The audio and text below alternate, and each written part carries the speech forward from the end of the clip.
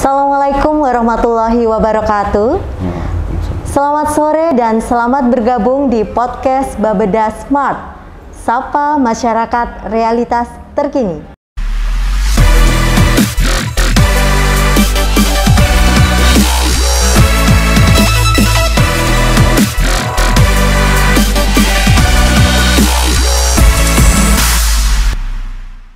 Bersama saya Fitri Purwaningsih, dan telah hadir di tengah-tengah kita bersama narasumber yang sangat luar biasa pada kesempatan hari ini, Bapak Ir Sarjono M. Eng ya. Beliau adalah Direktur atau Ketua STTR Cepu. Selamat sore Bapak Sarjono. Selamat sore, Assalamualaikum warahmatullahi wabarakatuh. Waalaikumsalam warahmatullahi wabarakatuh. Ini mohon izin boleh buka masker nggih Bapak nggih? Nggih, saya juga mohon izin ini pada Ibu Bapak. Iya. Senang sekali pada kesempatan sore hari ini kita semua dapat bertemu dan berbincang-bincang langsung dengan Bapak Sarjono ini ya. Dan Bapak Sarjono adalah ketua di STTR Ronggolawe Cepu menika nggih Bapak nggih. Gimana kabarnya Bapak?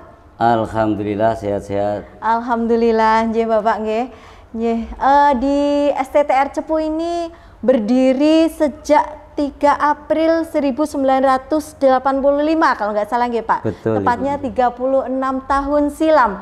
Pastinya selama 36 tahun ini banyak sekali hal-hal yang sudah dilakukan atau dilaksanakan dan prestasi-prestasi yang bisa diraih di STTR Cepu ini, J Bapak J.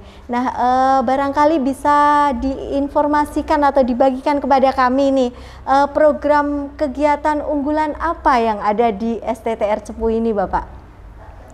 Ya, terima kasih waktu yang diberikan kepada kami. Kami selaku yang dituakan di Sekolah Tinggi Teknologi Ronggolawe Cepu sejak tahun 2020 Ibu. Jadi mengawali saya masuk di STTR Cepu itu pada tahun 1991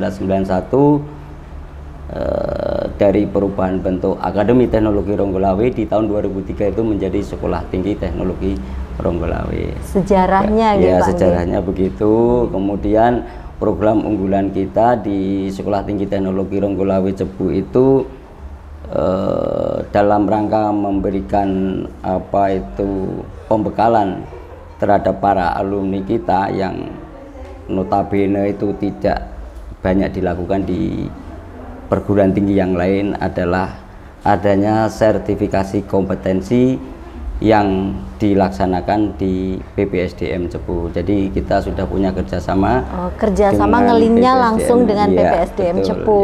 Ya. Itu bagian dari program keunggulan yang dilakukan di STTR Cepu. Iya.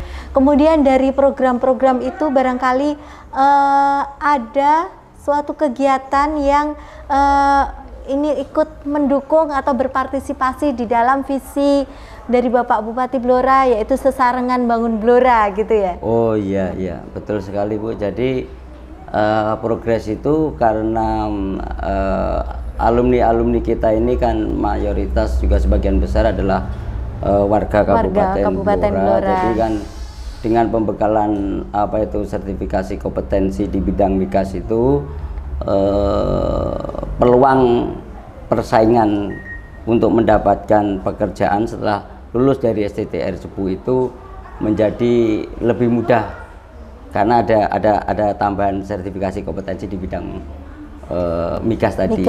Di sisi yang lain tentunya karena ini pengembangan SDM, kalau SDM-nya meningkat berarti kan progres dalam rangka sesarengan bangun Blora itu perannya STTR adalah meningkatkan SDM di wilayah Kabupaten Blora dalam rangka pemenuhan 2 sarjana 1 desa. Nah itu yang sudah dilakukan oleh STTR Cepu itu sejak tahun 2020 itu adalah dengan adanya beasiswa. Beasiswa itu ada tiga tahapan. Yang pertama itu adalah KIP kuliah yang tahun 2020 kita baru dapat 3 sejak kami jadi ketua. Kemudian 2021 KIP kuliah itu meningkat menjadi 15. Kemudian di tahun 2020 itu ada beasiswa yayasan yang saat itu masih dalam 2 kategori, jadi yayasan pembiayaan bebas DPP dan SPP, yang kedua adalah beasiswa yayasan yang berprestasi. Kemudian setelah itu berkembang di tahun 2021 itu untuk beasiswa yayasannya adalah 2 yang berprestasi, kemudian yang satunya adalah yang bebas DPP SPP itu dari 3 berkembang menjadi 15. Kemudian di meningkat tahun terus ya, berarti meningkat Bapak, betul. Kemudian 2021 semester gasal kemarin, alhamdulillah Blora memberikan apresiasi yang positif. STTR dapat bantuan beasiswa 10 anak untuk yang masuk kategori di DTKS. Ya, alhamdulillah tahun 2002 awal ini 10 yang di 2021 itu sudah berjalan. Alhamdulillah 2022 awal ini masuk kembali. Mudah-mudahan nanti kami berharap ke depan selalu ada peningkatan, dari 10 menjadi 20, 20 menjadi 40. Akhirnya kan progresnya Pak Bupati, 2 sarjana 1 desa itu di 2024 saya yakin akan bisa selesai. Apalagi kalau kami bisa ditunjang dengan pendapatan beasiswa KIP kuliah. KIP kuliah itu bisa kita peroleh dengan 2 sistem, yaitu dengan satu adalah sistem yang kita peroleh dari Kemendikbud Risetdikti yang melalui LRDikti 6, yang satunya bisa dari aspirasi. Yang perlu kita galakkan ini adalah yang ke depan itu yang melalui aspirasi itu, supaya bersinergi, nyambung sama-sama antara yang ada di daerah dan di pusat. Baik, Bapak, jadi selain tadi ada program 2 sarjana 1 desa, barangkali dari STTR sendiri ada semacam program di mana ikut sesarangan Bank Blora mungkin di dalam pengentasan kemiskinan mungkin. Baik Bu, jadi progres yang kemarin kebetulan STTR juga menjadi bagian, jadi bagian dari tim dalam rangka mengurangi angka kemiskinan di wilayah Kabupaten Blora. Kemudian kami juga menempatkan 2 personil, yaitu 1 dari bidang kemahasiswaan dan yang satunya dari bidang penelitian dan pengabdian kepada masyarakat, untuk memberikan kontribusinya, peran sertanya dalam rangka pendampingan di 48 desa yang sudah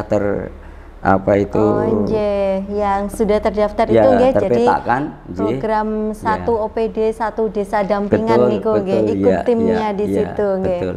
Itu yang bisa kami lakukan. Bapak. Kemudian untuk harapan dari Bapak Sarjono sendiri untuk di tahun 2023 atau kedepannya lagi itu seperti apa Bapak? Ya, harapannya karena ini kami bagian dari tugas dalam rangka ikut membangun. Membangun itu tidak hanya secara fisik tapi juga secara mental.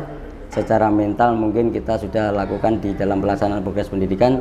Secara fisik kami juga harus meningkatkan kualitas layanan sarana dan prasarana yang ada di lingkup kami ini, yang mungkin juga perlu istilahnya sentuhan-sentuhan dari pemerintah Kabupaten Blora yang bisa bersinergis, sehingga setidaknya kami ini kan merasa bisa lebih bersemangat lagi dalam rangka ikut mendukung progresnya pemerintahan Kabupaten Blora dalam sesarangan bangun Blora. Nah, ini harapannya ya kami kini harus meningkat, karena dari 86 menjadi dari 2003 itu menjadi dari ATR menjadi sekolah tinggi.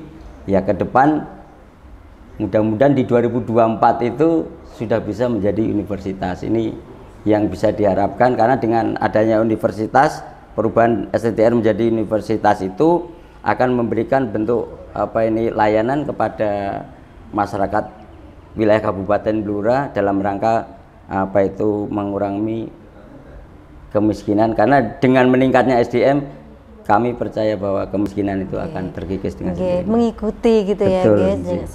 Seiring dengan peningkatan SDM berarti nanti angka kemiskinan juga akan turun gitu. Insya Allah, insya Allah. Ya, terima kasih Bapak Sarjono atas sharing-sharingnya pada kesempatan sore hari ini, atas waktu yang sudah diberikan kepada kami. Semoga nanti akan terus ada kerjasama gitu ya, bersinergi antara kami dari birokrasi dengan sivitas akademisi, terutama di STTR Cepu ini gitu ya Bapak. Insya Allah, terima kasih banyak. Demikianlah tadi podcast Babada Smart, Sapa Masyarakat Realitas Terkini bersama Bapak IR Sarjono M. Eng, Ketua STTR Cepu. Dan jangan lupa like, comment, and subscribe. Dan nantikan podcast-podcast Babada Smart selanjutnya beserta narasumber yang menarik lainnya. Terima kasih banyak. Billahi taufiq wal hidayah. Ihdinas syiratal mustaqim. Wassalamualaikum warahmatullahi wabarakatuh. Waalaikumsalam warahmatullahi wabarakatuh.